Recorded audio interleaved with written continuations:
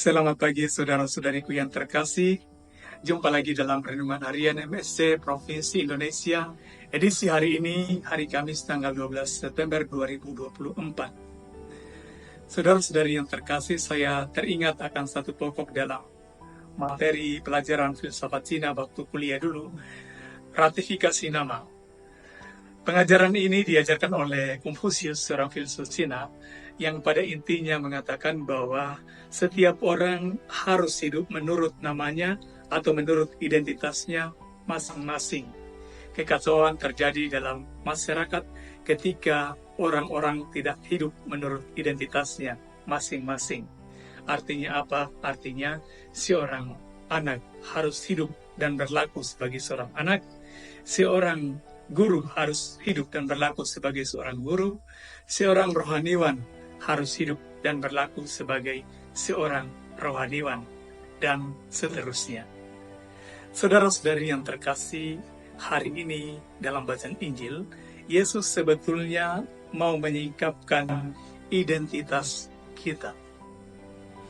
Yesus mengajarkan pengajaran kasih yang mungkin membuat kita penasaran. Mengapa penasaran? Karena kita manusia secara kodrat mungkin terbiasa kita mencintai, mengasihi orang-orang yang dekat dengan kita, orang-orang yang mampu memberikan keuntungan kepada kita, orang-orang yang mungkin menyenangkan hati kita. Itu kita mudah untuk berbuat kebaikan bagi mereka. Namun pada hari ini, Yesus seolah-olah mengajarkan sesuatu yang melampaui kemampuan manusiawi kita. Kita diajarkan untuk mengasihi semua orang dengan tulus hati. Tidak mengharapkan balasan apa-apa.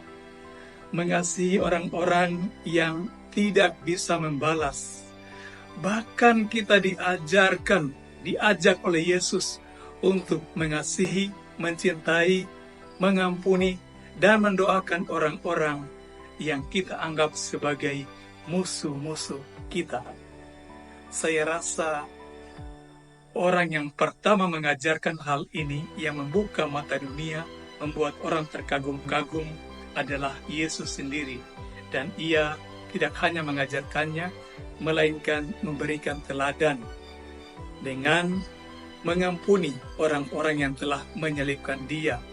Bapa, ampunilah mereka, sebab mereka tidak tahu apa yang mereka perbuat. Saudara-saudari yang terkasih, apakah di balik ajakan Yesus ini? Yesus mengajak kita, tentunya kita dilihat oleh Yesus sebagai memiliki kemampuan untuk melakukan hal-hal tersebut.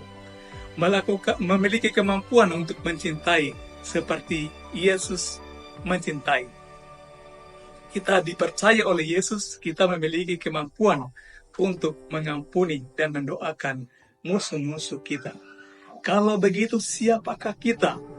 Siapakah identitas kita sebagai orang-orang yang mengikuti Kristus?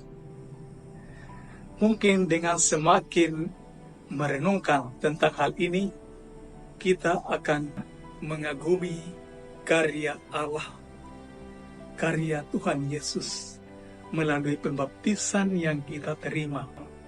Bayangkan bahwa kita ini disamakan dengan mata air yang mampu mengalirkan air bagi segala makhluk, bagi kehidupan semua makhluk yang dilewati oleh air tersebut tanpa mengharapkan balasan.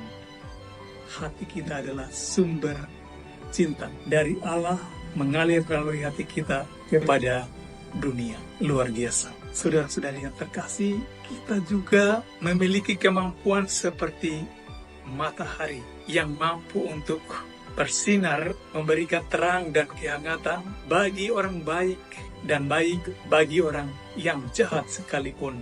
Semua diterangi, semua diberikan kehangatan Ini adalah kapasitas-kapasitas hati yang luar biasa yang Tuhan berikan kepada kita. Dan itulah identitas kita sebagai orang-orang Kristen. Luar biasa, saudara-saudariku. Adakah kita tergerak setiap hari untuk menghidupi identitas ini? Karena sebetulnya identitas ini adalah milik kita setelah kita dibaptis. Apalagi kita orang-orang Katolik yang telah menyambut tubuh dan darahnya.